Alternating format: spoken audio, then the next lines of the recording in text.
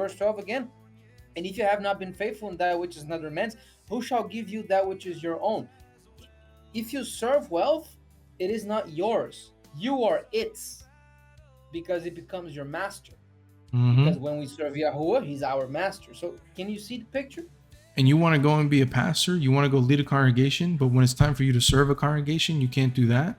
How can Yahuah trust you with a higher responsibility if he can't even trust you with cleaning the tables? He can't even trust you with sweeping the floors. He can't even trust you with picking up Granny on the way to the service and dropping her off, because you're going to be dragging your feet and creating problems.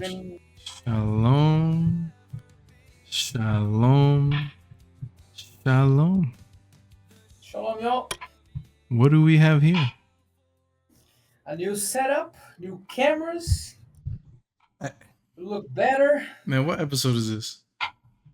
21st. 21st. I don't think there's a more fitting episode. And I know I've called us professionals before, but like, you know, I didn't even get a chance to Let's do it. sip my water. All right.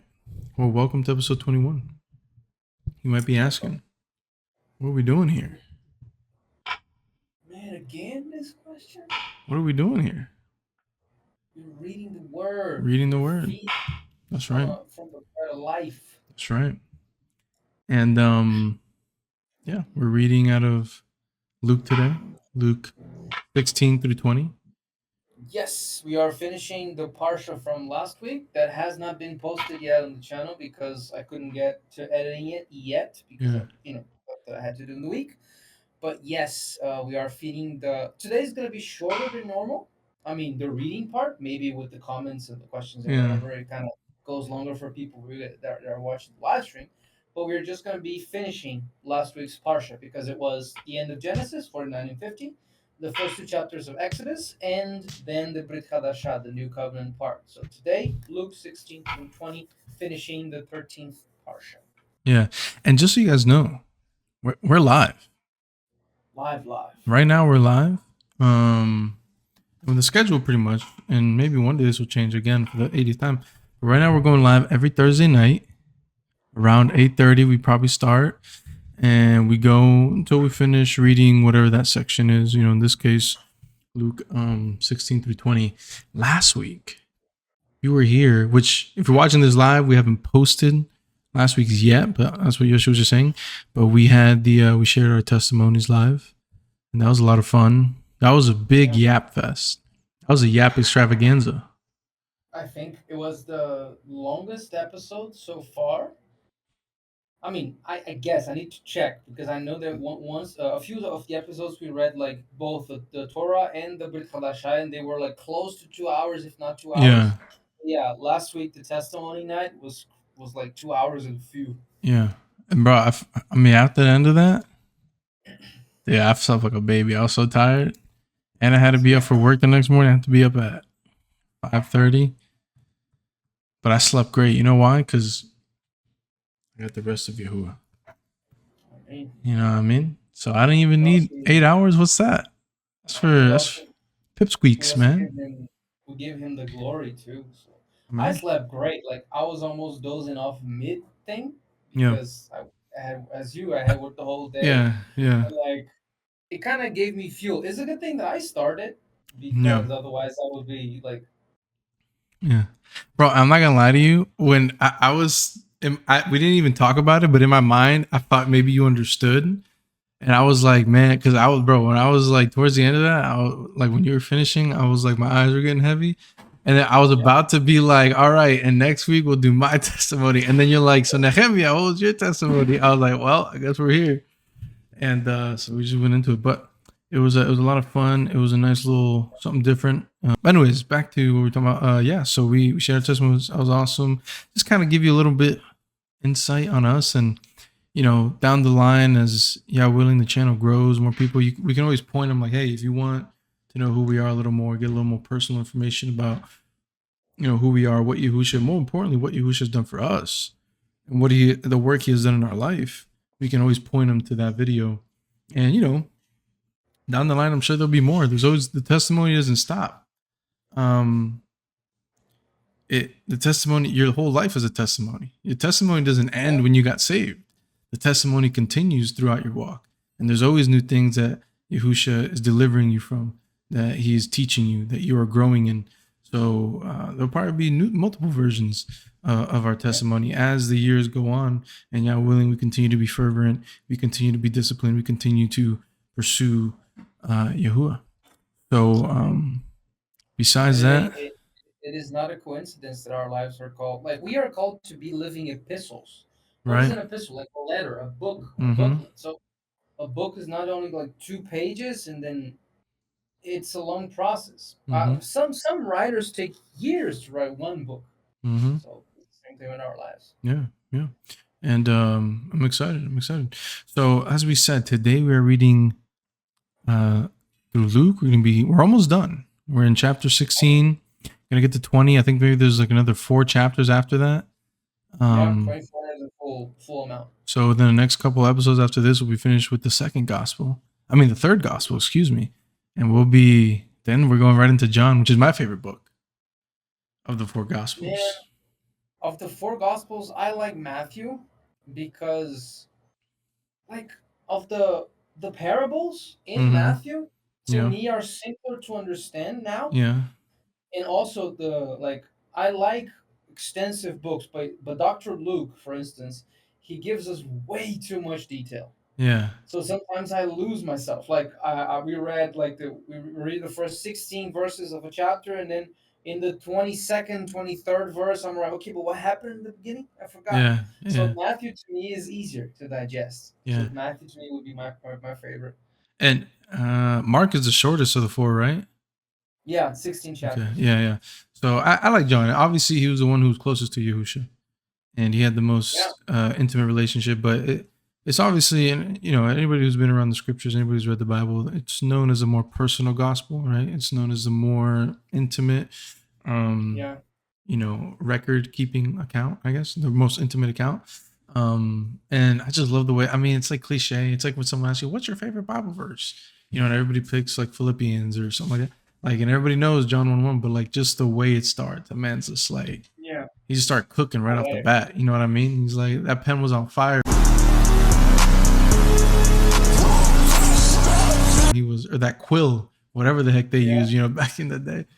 So and he had some like 20-pound weights around it, like he was cooking grease right in that. Exactly. Up to verse 14, and then the word took flesh and dwelt among us. Yeah, it must have. I imagine him sitting in like however the houses were built back then, like in some like with a candle, just scribbling over some papyrus or some lambskin or whatever form of paper they used. It probably wasn't lambskin, but you know what I mean. Let's get cracking. Let's stop the jibber jabber. Let's stop the yapping. Let's stop the lollygagging. It's time to get to business, man, because we're business men at the end of the day about our Father's business, just as Yahusha was. That's you, by the way. Luke 16 events. That's you. Am I starting? Yeah. For one, I'm not the one starting something. Okay. Let's go. So let's see. All right, let's get into it. So we should have it up on screen, guys. We're in Luke 16. I'm going to start the reading, and we will go from there. So, this way. 16. And he said also to his Talmidim, his disciples, there was a certain rich man who had a steward, and the same steward was accused of wasting his wealth. I love this parable. And he called him and said to him, how is it that I hear this about you? Give an account of your stewardship, for you may no longer be a steward. Then the steward said to himself, what shall I do? For my master takes away from me the stewardship. I cannot dig to beg. I am ashamed. I know what to do, so that when I am put out of the stewardship, that they may receive me into their houses. So he called every one of his master's debtors to him and said to the first, how much do you owe my master? And he said, 100 measures of oil. And he said to him, take your bill and sit down quickly and write 50. And he said to another, how much do you owe? And he said, 100 measures of wheat. And he said to him, take your bill and write 80. And the master commended the unjust steward because he had done wisely. For the children of the world, of the Olam Hazeh, are in their generation wiser than the children of light. And I say to you, make for yourselves friends of the mammon of unrighteousness, that when you fail, they may receive you into everlasting dwellings. He that is So faithful. let's break it down. Let's break this down real quick, Mhm. because a lot of people, a lot of us, we read this parable and we literally understand. Okay, Yahushua is telling us to be friends with the bankers and with everybody that is a lover of mammon. But wouldn't that be weird that Yahusha said that we cannot serve Yahuah and Mammon at the same time, and then he turns out and tells us to be friends with the servants of Mammon?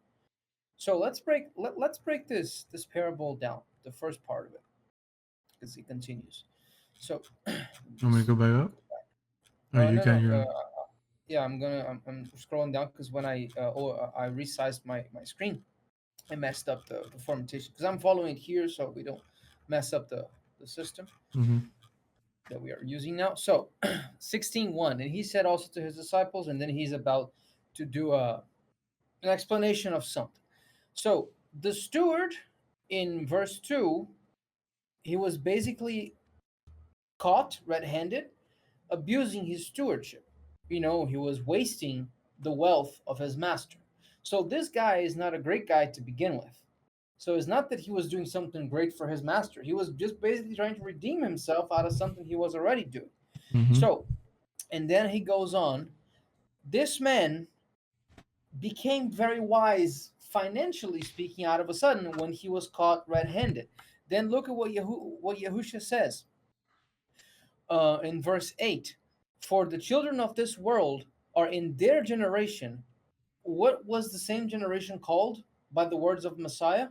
The generation of vipers, the Mm-hmm. den of thieves, the generation that was basically about to be condemned in the siege of Jerusalem in 70 AD, according to what we have been learning. And then Yahusha says, yeah, they are very wise. So I tell you, once you die, I hope you made friends with the lovers of money, because I want to see if they can accept you in their everlasting dwellings. In other words, this guy was a very unrighteous man that was very wise with money. And then Yahusha say, okay, well done. But now when you die, I hope you can buy your everlasting habitations. But this because that is as far as you will get. Then he continues, and you're about to read verse 10. Go ahead. He that is faithful in that which is least is faithful also in much, and he that is unjust in the least is unjust also in much. So he that was faithful in the beginning with the wealth of his master in the first verses of the parable shall be faithful in the rest. But this dude didn't start faithful.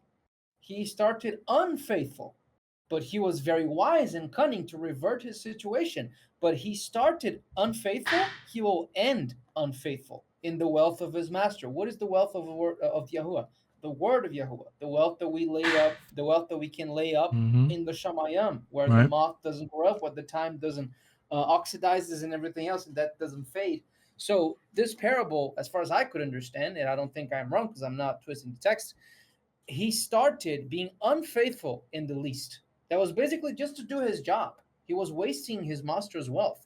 So at the end, he kept on being unjust because he just like made a cunning move. Okay, I kind of redeemed myself, so I'm cool again to do whatever it is that I am doing.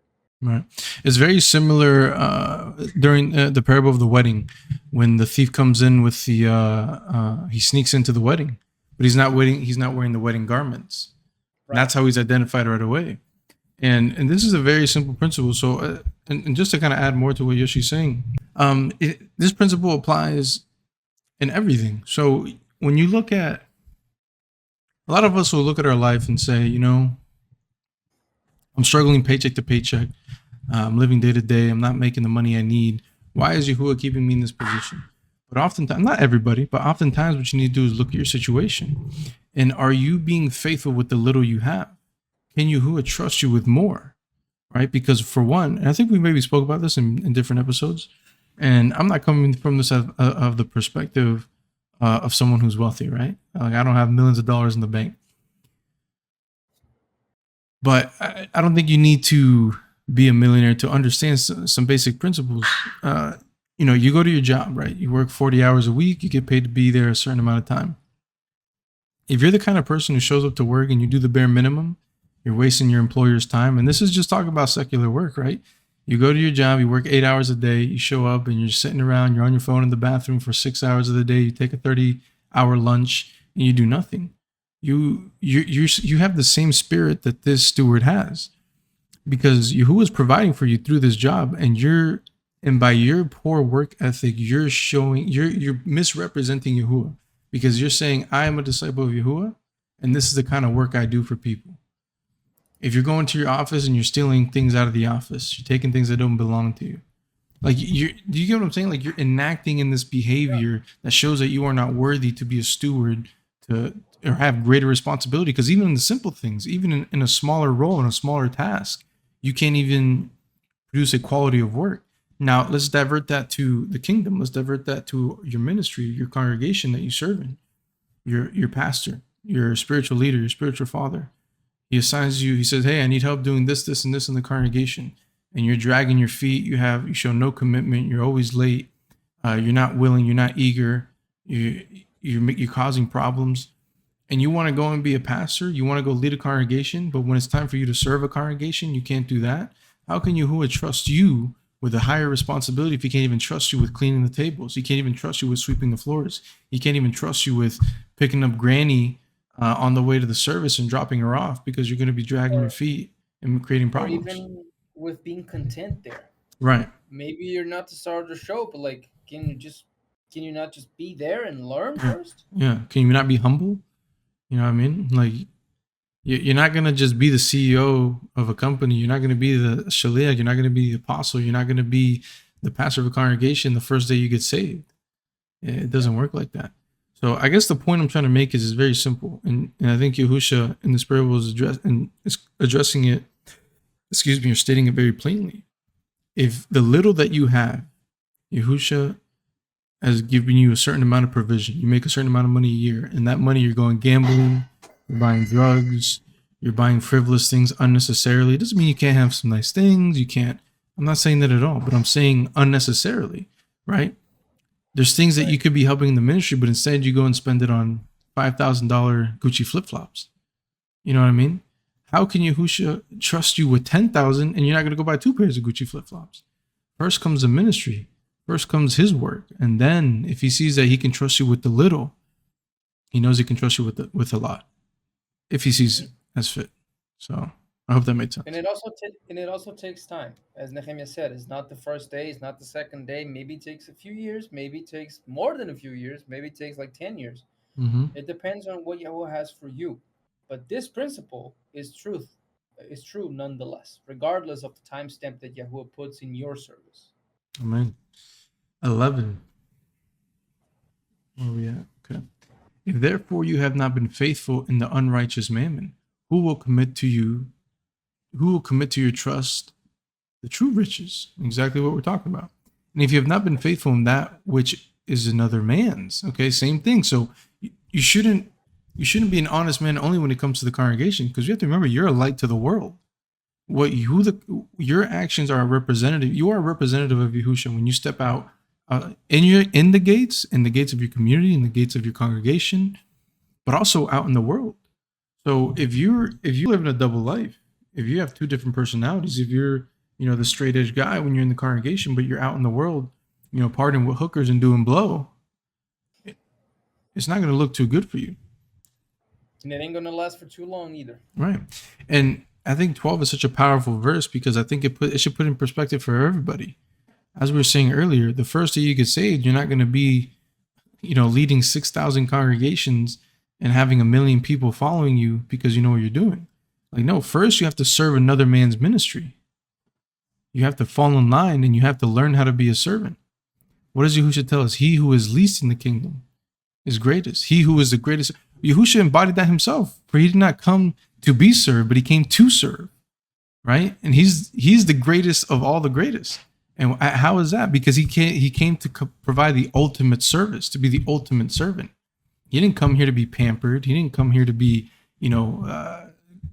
carted off in chariots and wear silk robes and be massaged and grapes fed to him. No, he came to be a sacrifice, to be beaten, to be put on an execution stake. That's what he came to do. And that's why he is the high priest. Exactly. 12. And if you have not been faithful in that which is another man's, who shall give you that which is your own? No servant can serve two masters, for either he will hate the one and love the other, or else he will hold to one and despise the other. You cannot serve Yahuah and wealth. It's impossible. That's a bitter pill to swallow for a lot of you. And it is not, and Yahusha is not saying you cannot have wealth. Because again, we go back to our forefathers. That's the key word. Let's get Joseph, Yahusef.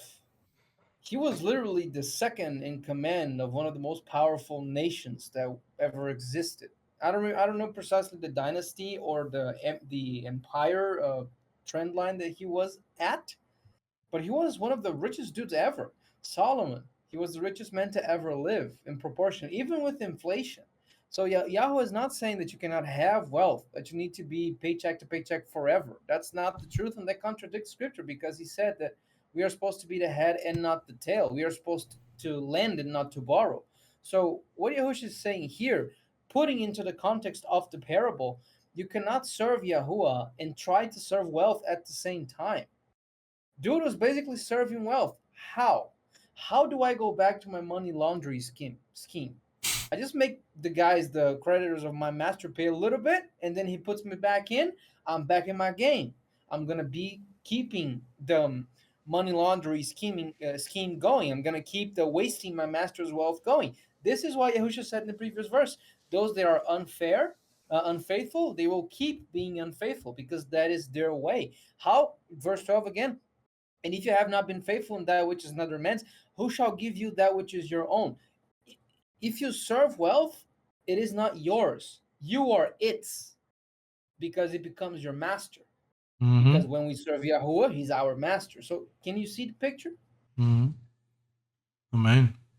And I can speak from experience here. Okay, I used to run maybe a $60 million love apple business. I was moving love apples like nobody's business. I was number one love apple distributor in North America. He was number one. Now, fortunately, through the counseling sessions that I've been having with Yoshi, my love apple addiction counselor, I have learned that I can't serve my love apple business and Yahusha at the same time, so I have to let go of the love apples. So what's my point? You made the right choice. So what's my point? My point is, if I'm able to let go of the love apples and put Yahusha first, so can you. Amen. Baruch Hashem Yahuah. Baruch Hashem Yahuah. 14. 14. And the Prushim, the Pharisees also, who were covetous, heard all these things, and they ridiculed him. Of course it would. And he said to them, you are they which justify yourselves before men. So he knew that they were ridiculing him, so what does he do? It's like, he's like, now to you guys. You are they which justify yourselves before men, but Yahuah knows your heart. For that which is highly esteemed among men is an abomination in the sight of Yahuah. And that was true then, that was true before then, and that's true today. When you go online, you go on social media, you go on this very platform, YouTube, wherever, you go into the streets, you go into the town centers, what is it that you see being exalted among men? What do you see being esteemed among men? Money, women, material objects, power, you name it and claim it. Violence, status, earthly status. Those are the things that are being esteemed among men. And what is it to Yahuah? Abominations. 16. The Torah and the prophets were concerning John. Since that time, the kingdom of Yahuah is proclaimed, and every man presses into it. And it is easier for heaven and earth to pass than one letter of the Torah to fail. Which that verse right now in the current context and the current climate makes so much. I think I was reading through that chat, like that Facebook group chat that Shalek made. Right. And I think he put a post not that long ago saying, this is why I'm not very active, and it just makes no sense. And it's just so true. As you start reading certain of these things, it is easier for heaven and earth to pass than one letter of the Torah to fail. It just keeps adding and building. It's such a interesting thing to see. Yeah. And also, this is another comment that In context, let's talk about again the siege of AD 70 with the Jewish wars against Rome. But if we put this into the context of today with the mega churches and Christianity going, you know, doing all types of crazy stuff, they always claim that, oh, Messiah nailed the Torah to the cross, Messiah nailed the law, we are living under grace, we are not in that period no more, we don't need to do nothing. Messiah said in Matthew 5:17, think not that I came to weaken the prophets or the Torah. I'm not sure if it's Matthew 5:17. I think if you want, you can clarify that, Nehemiah, if you want.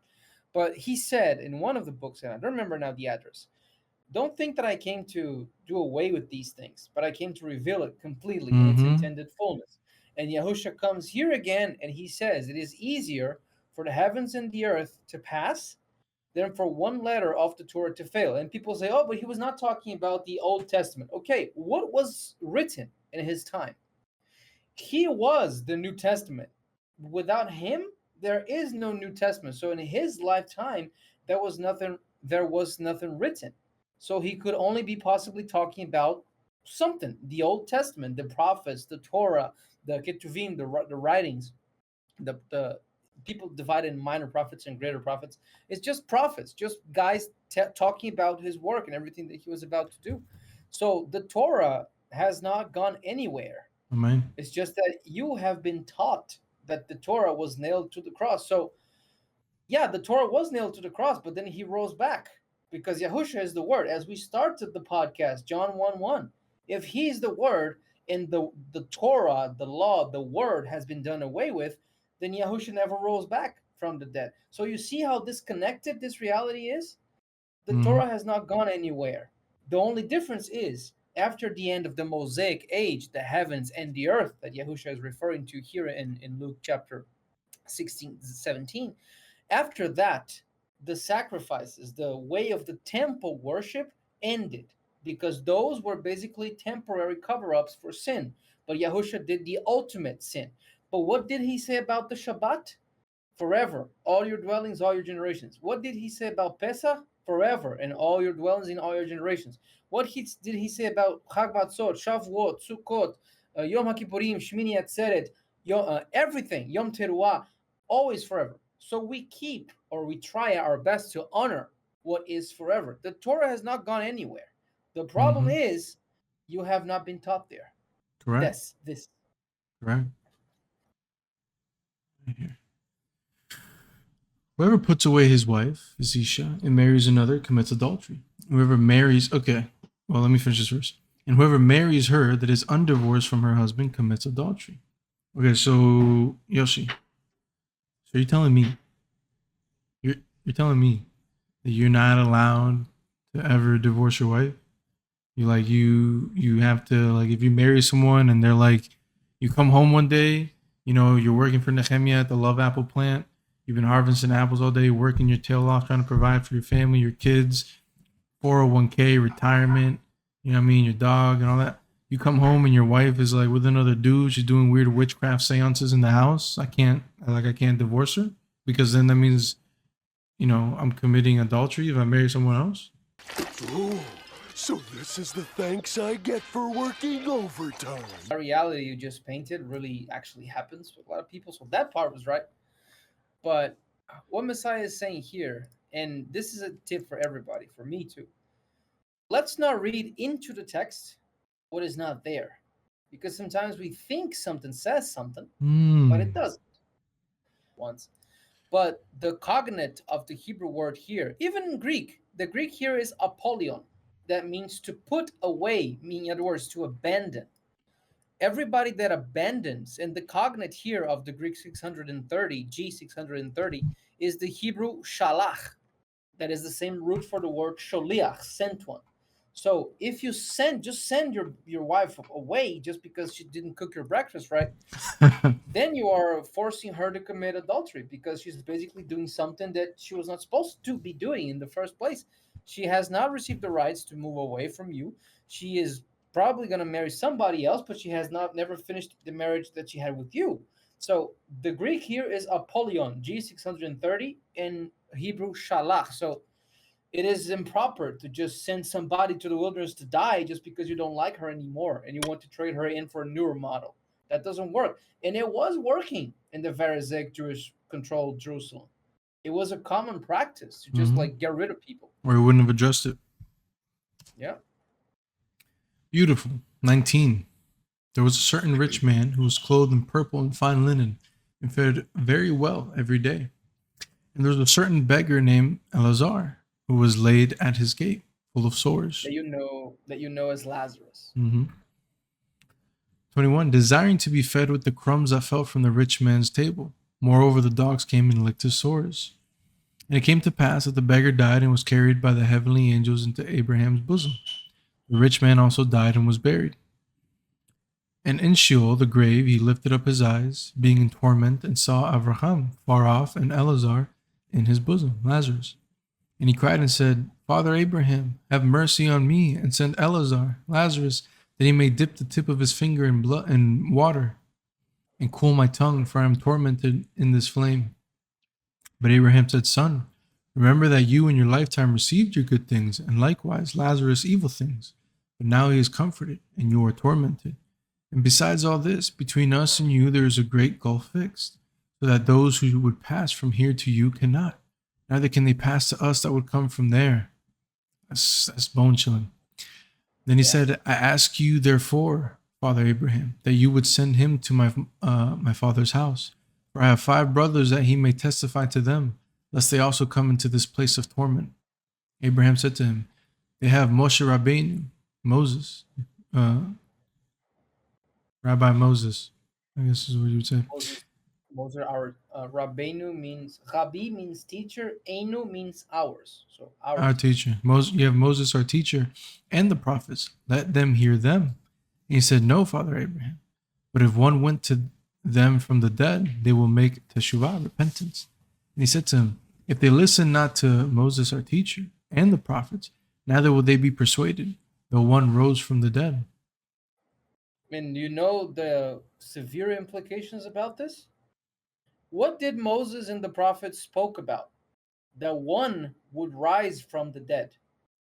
So if somebody that rose from the dead would go to them, they wouldn't believe in it in the first place, because they wouldn't believe in the resurrection of the dead. So it wouldn't be functional, because the Torah, Moshe, the prophets, all of them, in even the books that are quite difficult to understand, like Lamentations, for instance, they all point to one thing. Of course, we have several judgments like Greece, like Assyria, like Babylon. We understand that.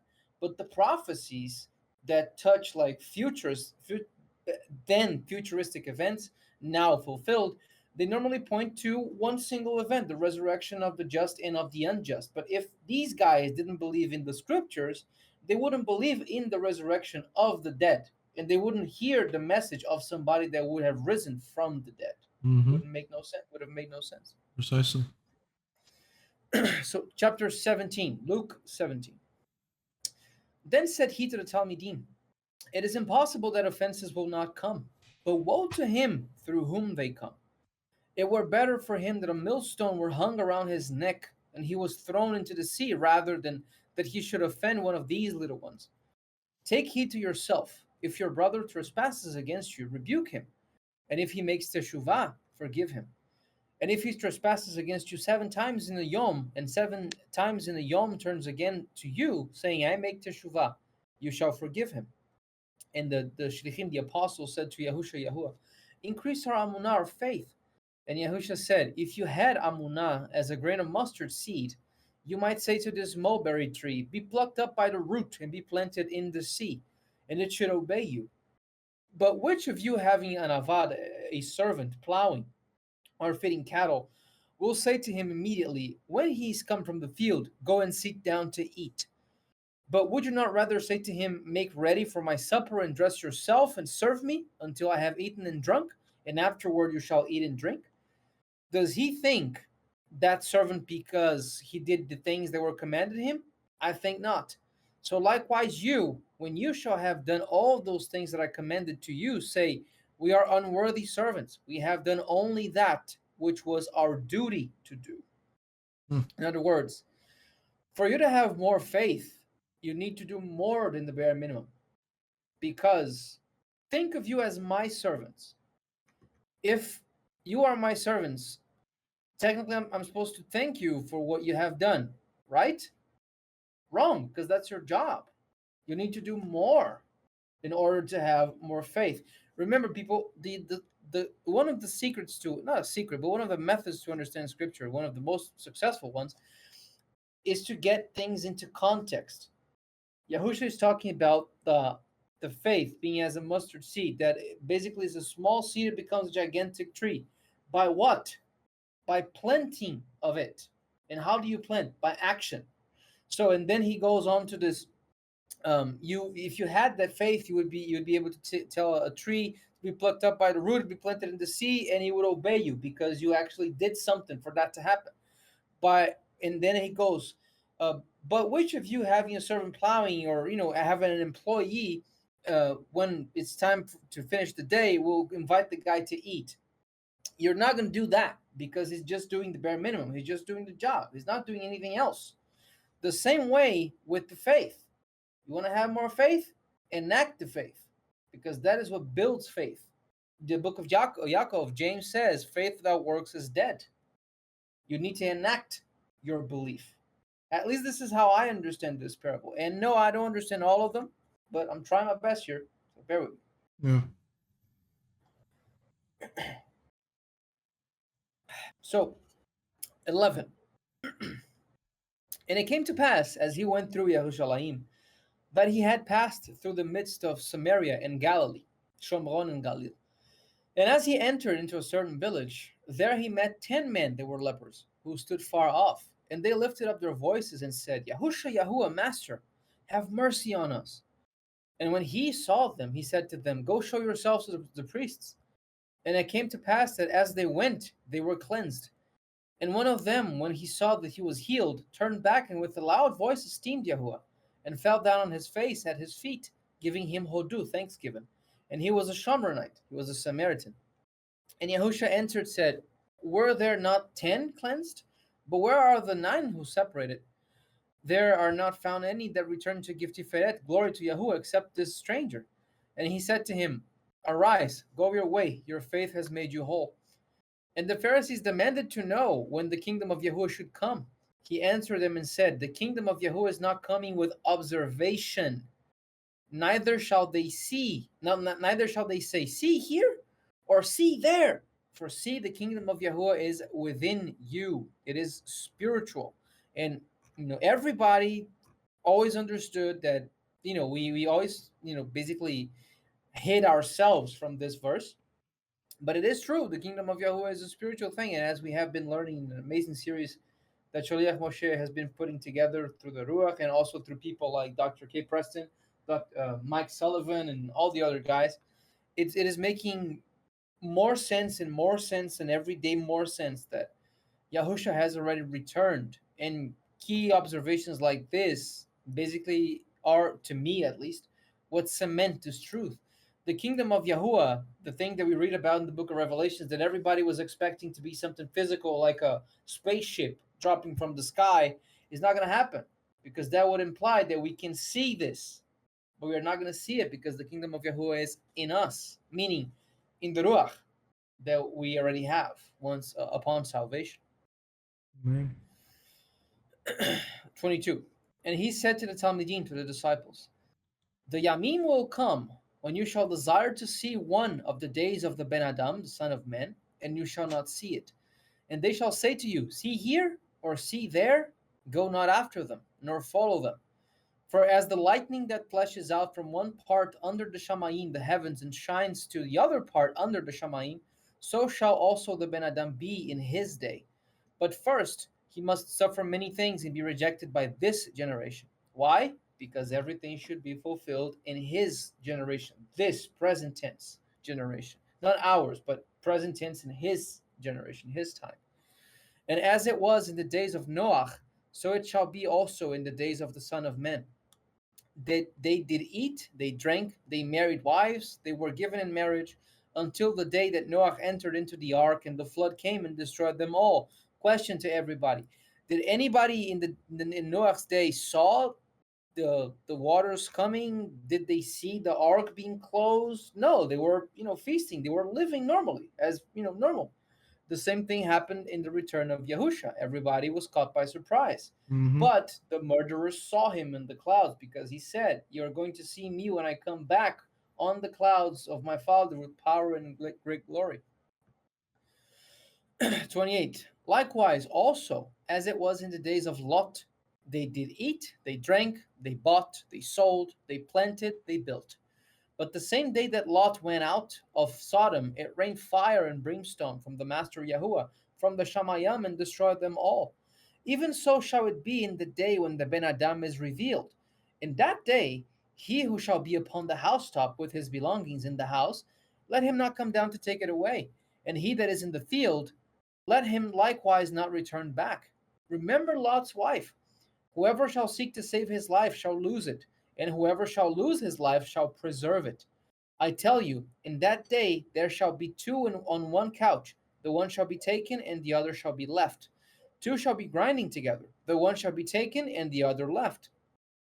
The two shall be in the field. The one shall be taken, and the other left. And they responded and said to him, "Where, master?" And he said to them, "Wherever the body is, there will the eagles be gathered together."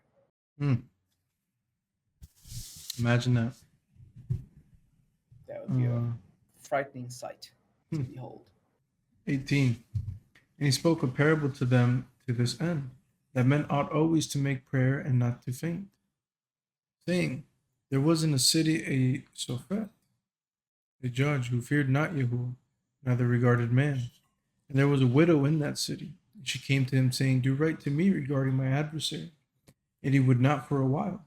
But afterward he said to himself, though I fear not Elohayim, nor regard man, yet because this widow troubles me, I will avenge her, lest by her continual coming she wears me out. And Yahusha said, hear what the unjust judge said.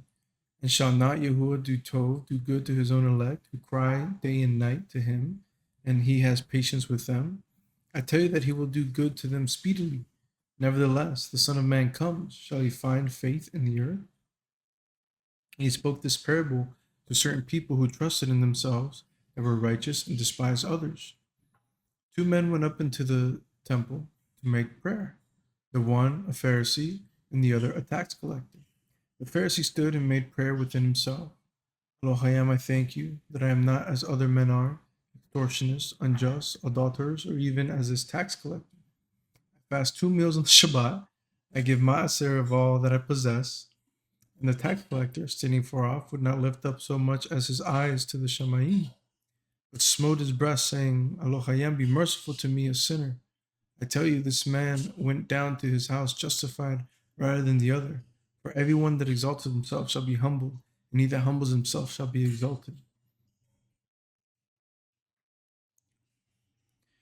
15. And they brought to him also infants, that he would touch them. But when his disciples saw it, they rebuked them. But Yahusha called them to him and said, allow the little children to come to me and forbid them not, for of such is the kingdom of Yahuah. Truly I say to you, whoever shall not receive the kingdom of Yahuah as a little child shall in no way enter there. And a certain ruler asked him, saying, good master, what shall I do to inherit eternal life? And Yahusha said to him, why do you call me good? No one is good except one, that is Yahuah. You know the mitzvot, you know the commandments. Do not commit adultery, do not kill, do not steal, do not bear false witness, honor your mother and father. And he said, all these I have kept from my youth up. Okay, so remember when Yahusha said, and I don't have it in front of me, the address, he said, they asked him, what is the greatest commandment of the scriptures, of the Torah? And Yahusha said, love Yahuah with all your heart, soul, mind, and strength. That is in Deuteronomy 6, chapter 6, verse 4. The Shema, the famous Shema that we all quote. And then Yahusha said, and the second is likened unto the first. Love your neighbor as yourself. So what commandments is Yahusha basically lining here in verse 20? You know the commandments. Do not commit adultery, do not kill, do not steal, do not bear false witness, honor your father and your mother. In other words, love your neighbor as yourself. And we are going to see which of the two greatest commandments was missing to that young ruler? Let's keep going. 21, please.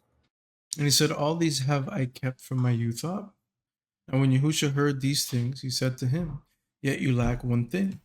Sell all that you have and distribute to the poor, and you shall have treasure in heaven. And come, follow me. And when he heard this, he was very sorrowful, for he was very rich. And when Yahusha saw that he was very sorrowful, he said, how hardly shall they that have riches enter into the kingdom of Yahuwah? For it is So easier. here's the problem. Here's the problem. He loved the commandments of Exodus 20. So technically, he thought to himself, I love Yahuwah with all my heart, soul, mind, and strength. And I also love my neighbor because I keep I don't commit adultery, I do not kill, I do not steal, I do not bear false witness. But the problem is, Yahusha caught him red-handed because he was not capable of selling all his treasures to distribute this to the poor. So he was serving mammon because he couldn't detach from it. And how can you say you love your neighbor if you don't distribute what you have and you are here amounting? And a lot of people are suffering in your family, in your kehillah, in your congregation, in your nation, in your people, Yasrachal. Because remember, at this time, especially the Jewish people, they were very prejudiced against the nations, the Goyim, the Samaritans. They had like a feud going on. So Yahusha said, yeah, okay, don't commit adultery. I don't do not kill. I don't do not steal. Yeah, I understand that. I don't do these. I mean, I keep all these commandments ever since I was a little child. Then Yahusha said, okay, but do you love Yahuwah with all your heart, soul, mind, and strength? Sell everything you have, distribute, and come with me. Then he couldn't do it. So a lot of people say and use verses like this to twist what we were speaking about before, that the Torah has not been done away with. See, Yahushua is just telling us to not kill, not steal, not covet, and honor our father and mother. Yeah, that is the second greatest commandment, to love your neighbor as yourself. And to love Yahuwah is all the obedience of everything else. So you cannot just do one and expect to receive the rewards of having both done. And we are never going to be able to fulfill both of them to the T perfectly. But the honor and the obedience of trying is what counts, at this point at least. Right. 26. And they that heard it said, who then can be saved? They're all astonished. They're like, but we all love money. We got to give up money? 27. He said, the things which are impossible with men are possible with Yahuwah. And Peter said, look, we have left all and followed you. He said to them, truly I say to you, there is no man that has left house or parent or brother or wife or children for the kingdom of Yahuwah's sake, who shall not receive manifold more in this present time, and in the Olam Haba, the world to come, life everlasting. Then he took aside the 12 and said to them, see, we go up to Jerusalem, and all things that are written by the prophet concerning the Son of Man shall be accomplished. For he shall be delivered to the nations, to the Goyim, and shall be mocked and insulted and spit on. And they shall scourge and curse him and put him to death. In the third day he shall rise again. And they understood none of these things. And this saying was hidden from them. Neither knew they the things that were spoken. And it came to pass that as he was coming near to Jericho, a certain blind man sat by the wayside begging. And hearing the multitude pass by, he asked what it meant. And they told him that Yahusha of Nazareth passes by. And he cried, saying, Yahusha, son of David, have mercy on me. And those who went before rebuked him, that he should hold his shalom, his peace. But he cried much more, you, son of David, have mercy on me. And Yahusha stood and commanded him to be brought to him. And when he had come near, he asked him, saying, what will you that I shall do for you? And he said, Master, that I have received my sight. And Yahusha said to him, receive your sight, your faith has saved you. And immediately he received his sight and followed him, esteeming Yahuwah, and all the people, when they saw it, gave hodou to Elohim. Amen. Amen. I like reading about these miracles because it gives me hope. Mm-hmm. Like the same Yahusha that healed them is still alive, and he's the king, like in full form, Amen. full power. So it kind of it gives me hope. Most I definitely. don't express anything like my face doesn't change, but In Yahusha 19, in Yahusha, Yahuah entered and passed through Jericho. And see, there was a man named Zakkai, who was the chief among the tax collectors, and he was rich. Uh-oh. And he sought to see Yahusha, Yahuah, who he was, and could not due to the pressing crowds because he was short in height. He was a short king. Hmm. And he ran ahead and climbed up into a leafless tree to see him, for he was to pass that way. And when Yahusha Yahuah came to the place, he looked up and saw him and said to him, Zakkai, hurry and come down, for today I must abide at your house. And he hurried and came down and received him with simcha, with joy. And when they saw it, they all grumbled, saying that he had gone to be a guest with a man that is a sinner. And Zakkai stood and said to Yahusha Yahuah, See, master, the half of my goods I give to the poor. And if I have taken anything from any man by false accusation, I restore all things to him fourfold. So we see the contrast with the Mm-hmm. other guy, other dude. And Yahusha Yahuah said to him, This day is salvation come to this house, because he's also a Bnei Abraham, a son of Abraham. For the Ben Adam, the son of man, has come to seek and to save that which was lost. And as they heard these things, he added another parable, because he was near to Yerushalayim, and because they thought that the kingdom of Yahuwah should immediately appear. And as us, these dudes also thought that basically the kingdom of Yahuwah was like a spaceship that was gonna drop down from the heaven, like a golden building that was gonna descend and park Mm-hmm. on top of the Jerusalem. So everybody was like freaking out. And he said to them, verse 12, A certain nobleman went into a far country to receive for himself a kingdom and to return. And he called, pay attention to the context. A far country is not close to you, like physically. It's not physically close. It's not physically attainable. And he is called to his 10 servants and delivered to them 10 pounds and said to them, Occupy until I come. But his citizens hated him and sent a message after him, saying, We will not have this man to reign over us. And it came to pass that when he returned, having received the kingdom, that he commanded these servants to be called to him, to whom he had given the money, that he might know how much every man had gained by trading. Then came the first, saying, Master, your pound has gained 10 pounds. And he said to him, Well done, you good servant, because you have been faithful in very little. Take authority over 10 talents. And the second came, saying, Master, your pound has gained 5 pounds. And he said likewise to him, take authority also over 5 talents here. And another came, saying, Master, see, here is your pound, which I have kept laid up in a purse. For I feared you, because you are a harsh man. You take up that which you laid not down, and reap that which you did not sow. And he said to him, Out of your own mouth will I judge you, you wicked servant. You supposedly knew that I was a harsh man, taking up what I laid not down, and reaping what I did not sow. Then why didn't you put my money into the bank at least, that at my coming back I might have collected my own interest? And he said to them that stood by, Take from him the pound and give it to him that has 10 pounds. Man, does that make so much sense now with the 70 AD siege. Yahuwah gave all the leaders, especially the Jewish leaders, all the knowledge they needed, all the pounds, all the talents for them to go and produce more fruit, because we are supposed to reproduce after our own kind. What have Mm-hmm. they done? They hid within themselves in their little circle. And if somebody as much as said with the tax collectors, they were reproved. So what Mm-hmm. happened? They basically kept the talent in the little inner circle and never procreated. They never multiplied the talent. So now it makes more sense. Now I'm taking what you have and I'm going to give it to my remnant. Man, that this clicks so deeper now. In a so deeper level, at least in my mind. 25. And they said to him, Master, he has 10 pounds. For I say to you that to everyone who has shall be given, and from him that has not, even that which he has shall be taken away from him. But these enemies, who did not desire that I should reign over them, bring here and slay them before me. And when he had spoken this, he went ahead, ascending up to Yerushalayim.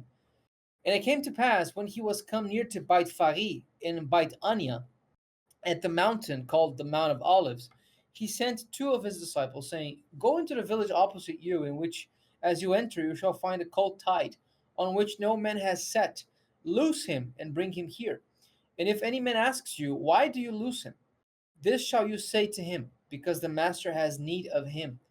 And they that were sent went their way and found it even as he had said to them. And as they were loosing the colt, the owners of it said to them, why do you loose the colt?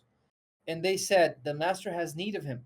And they brought him to Yahusha Yahuah, and they threw their garments upon the colt, and they set Yahusha Yahuah on it. And as he went, they spread their clothes in the way. And when he had come near, even now at the descent of the Mount of Olives, the whole multitude of the Talmidim disciples began to have Gilah and give Tehillah, give praise to Yahuwah with a loud voice for all the mighty mitzvot, the mighty works that they had seen.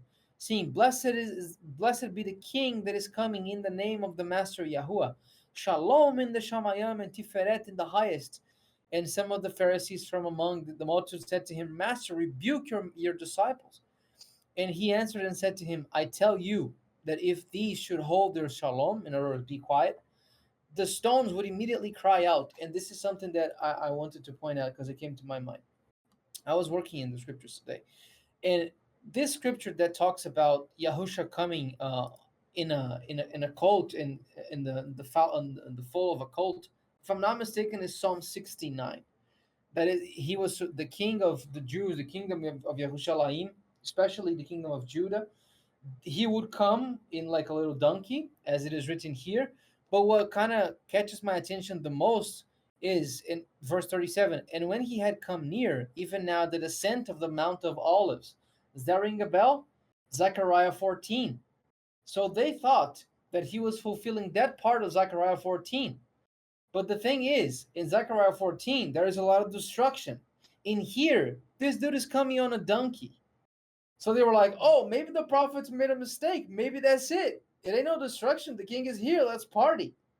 This is why the Pharisees saying not to rebuke the people. He was just saying, tell your disciples, Master, to shut up because the king is here, all somber and solemn, because technically the king came without the destruction that was predicted.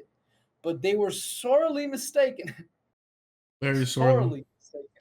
Sorely mistaken. 41.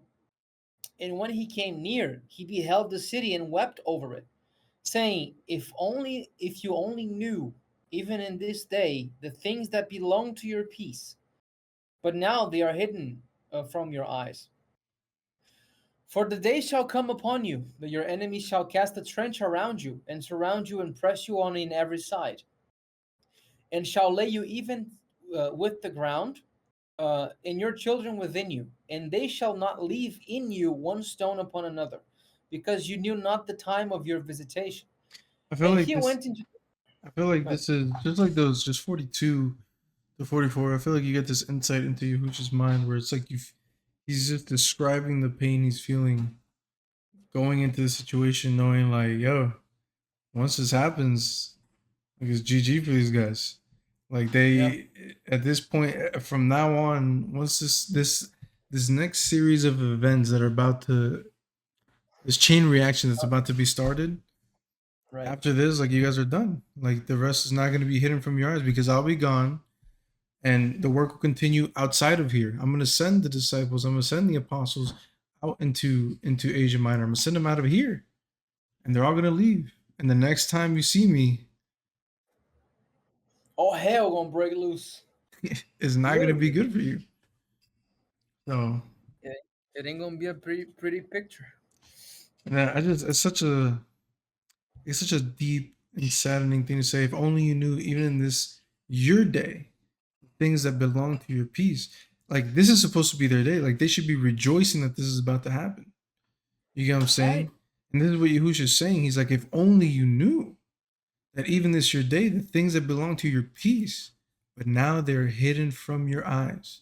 For the day shall come upon you that your enemy shall cast a trench around you, surround you, and press you in on every side, and shall lay you even with the ground and your children within you. They shall not leave in you one stone upon another, because you knew not the time of your visitation. Like, oof, that's like so. I just imagine like Yahusha just like It's so bad. sad. Yeah, it's so sad. It's so sad. And Yeah. it's just it's so crazy to think, like, just I can imagine like the pain he was just going through, like just seeing his, like, dude, like he did everything he could possibly do besides, like, what's still allowing the space for free will. Like he's allowing, you know what I mean? Like it's just it's Right. sad. It's so sad. That reminds me of Joel chapter 2. Like, the language there is like, sound the shofar in Har Zion, starts in verse 1. Meaning, like, yo, wake up. You still have time. Let us reason together. Come, let us talk. Let's, you know what I'm saying? Like, make teshuvah. You still have time. And then Yahusha is like, man, everything's about to go down. As you said, like, I can't imagine. And mind you, this is in the middle of a celebration. This is that Hosanna scene, Mm-hmm. basically. They are laying flowers at his feet because they misinterpret Zechariah 14. They misinterpret Psalm 69.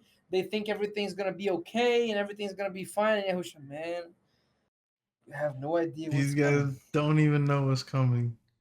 You know Yeah, what I you're mean? like going to the slaughter, but like the wrong way. Yeah, yeah. 45. And he went into the temple, the Beit Hamikdash, and began to cast out them that sold there and them that bought, saying to them, "It is written, My house is a house of prayer, but you have made it a den of thieves." And he taught daily in the Beit Hamikdash, but a chief priest and the scribes and the chief of the people sought to destroy him, and could not find what they might do, for all the people were very attentive to hear him. 20.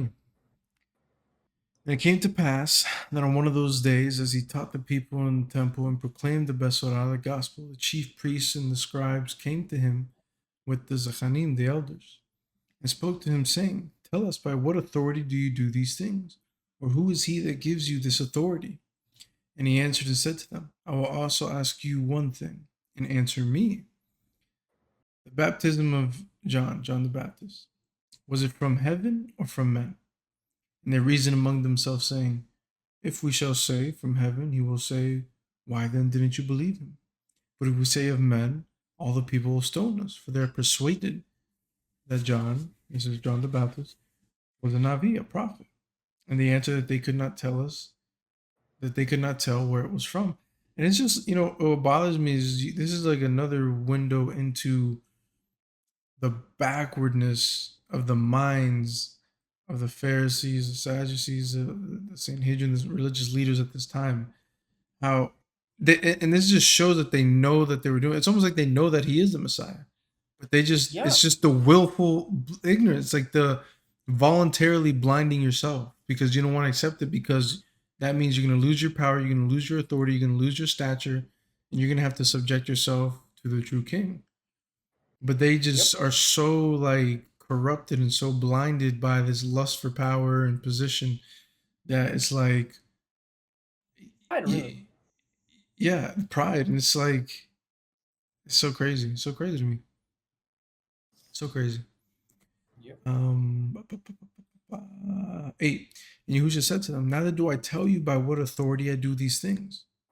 He's like, okay, so if you're not willing to say who I am, that I am Yahushua, I'm the king, you're not acknowledging me, I won't acknowledge you, and I won't let you into the secrets of heaven. You don't get to know anything about me. You don't get.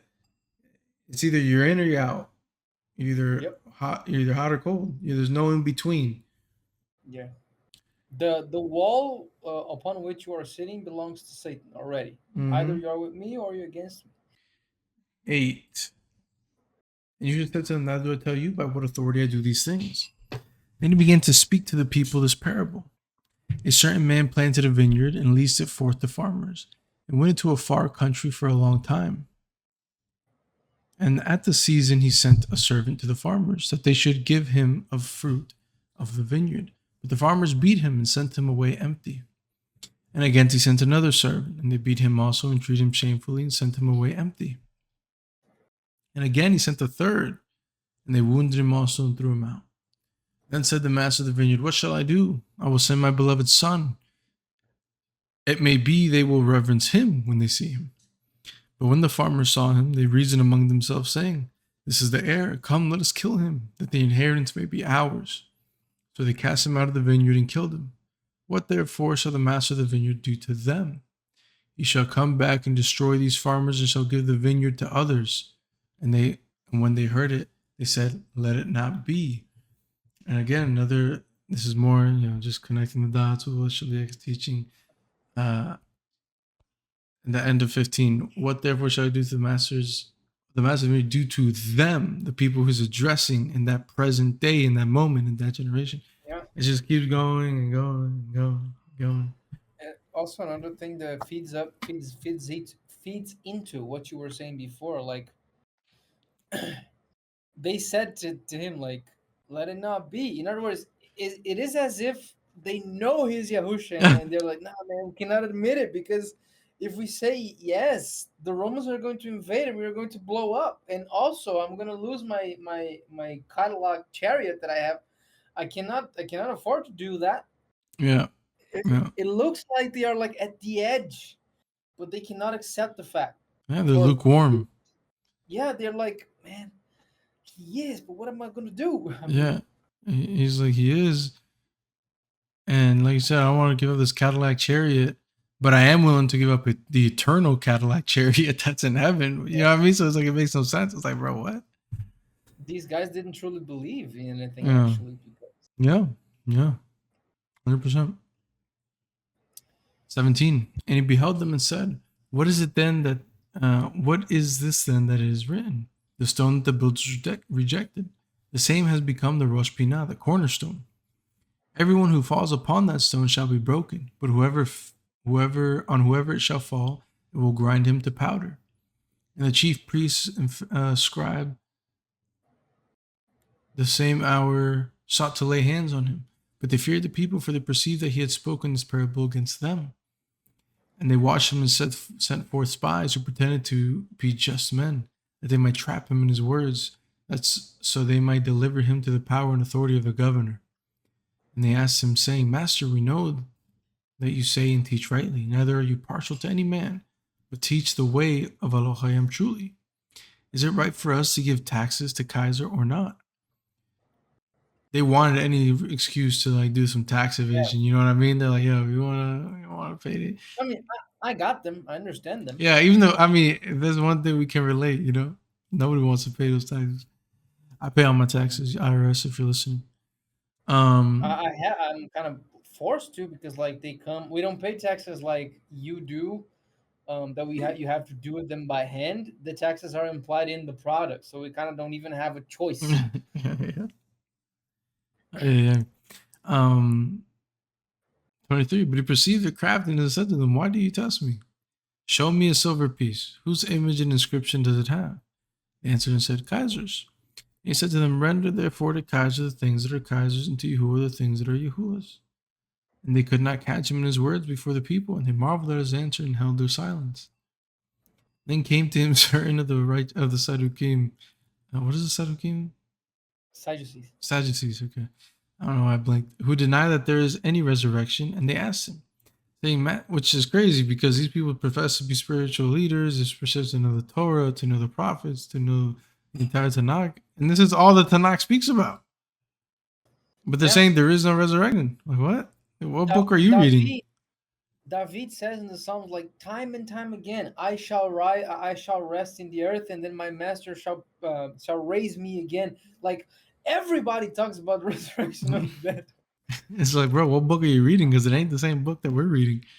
Yeah. 28, saying, Master, our teacher Moses wrote to us, if any man's brother dies having an Isha, a wife, he dies without children, that his brother should take his wife and raise up seed for his brother. There were therefore 7 brothers, and the first took an Isha and died, a wife, and died without children. And the second took her as a wife, and he died childless, and the third took her, in like manner all 7 also. And they all left no children and died. Last of all, the women died also. Therefore, in the resurrections, whose wife is she? For all 7 had her as a wife. And Yahusha answering said to them, the children of the world marry and are given in marriage. But those who shall be accounted worthy to obtain the kingdom to come, the world to come, and the resurrection from the dead, neither marry nor are given in marriage, neither can they die anymore, for they are like the heavenly angels, and are the children of Elohim, being the children of the resurrection.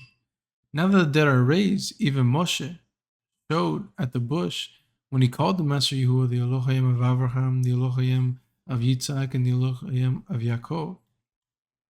For he is not the Elohim of the dead, but of the living, for all live to him. And certain of the scribe answering said, Master, you have well said. And after that, they did not ask him any questions at all. They're like, all right, dude, this Jeopardy game's over. You know what I mean? I mean, I don't think we can catch him today. Mm, Yes. today, tomorrow, or the next day. Yeah. And he said to them, how do they say that the Moshiach, the Messiah, is David's son? And yet David himself said in the scroll of Psalms that the Master Yahuah said to my master, sit on my right hand until I make your enemies your footstool. David therefore called him master. How is he then David's son? Then in the presence of all the people, he said to his disciples, beware of the Sophrim, the scribes, who desired to walk in long robes and love greetings in the markets and the highest seats in the synagogues and the best places at Moadim, who embezzle widows' houses and for a show make long prayer. These shall receive greater damnation. What a read, brothers and sisters. What a read. And no, I have no idea how to explain this, the answer to the question of the Pharisees. I have no clue. I have a few ideas, but like I cannot say, yeah, it is this, as we were talking about the other parables, because the other parables kind of make way more sense now. But this one is still puzzles me to this very day. Yeah. I've thought about, some crazy stuff. I thought about like maybe we and our wives are gonna morph into the same body, because technically, like Chava, she was a rib of Adam, and then maybe is the reverse engineering process. I don't know, Yeah. because it makes no sense in my head for Yahuah to, separate covenants. But then this hypothetical woman, which is not hypothetical, because when we go to the lineage of the king Yoshiyahu, the father of Yekonia, before the Babylonian captivity, this actually happened. The same woman had seven brothers in captive to try and produce lineage for the kingdom of Judah. So they were kind of trying to catch him, really, historically speaking. Um, but I still have no idea how to answer this. Yeah. I think in my personal hypothesis, I just think everybody gets their own heavenly body, man. Like, are all the angels males as of right now, or at least leading up into the resurrection? Yes, but at that point, Yahusha was like, well, you know, why don't we make some female angels? You know what I mean? Spice things up a little bit. You know what I mean? Get some oatmeal cookies in heaven or something. You know. So, hey, man, I know one thing for certain. I know one thing for certain. We're glad you're here. We're glad you guys watched. We're glad you guys tagged along. If you guys enjoyed, which I hope you guys did, I know we did. Make sure you guys make a little subscribe, man. Hit that little red button down there. And just go ahead and click that sucker, man. Just click that sucker. Click it and stay with us. Join us next Thursday around 8:30. You'll see it pop up. Hit that notification bell, because then it'll tell you when we're live. It'll notify you.